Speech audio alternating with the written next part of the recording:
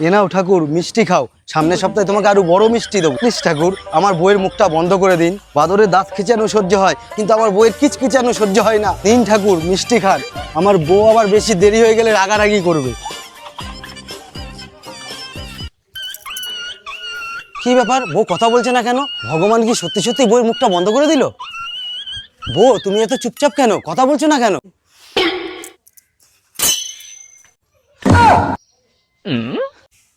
মা, আমার বউ এত চুপচাপ কেন? আরে বাবা, বৌমা দুই চোখে দুটো সুসা দিয়ে চুপ করে বসে ছিল।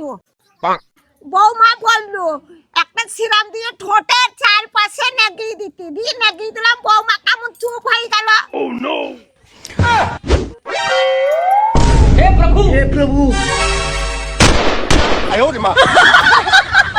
আরে বাবা, ওটা কি সিরাম রে? আরে বাবা, ওটা সিরাম না, ওটা ফেবিকুইক। ঠাকুর আমার ডাক না শুনলো, আমার মা তো শুনেছে। হোক না ঘন্টা খানিকের জন্য।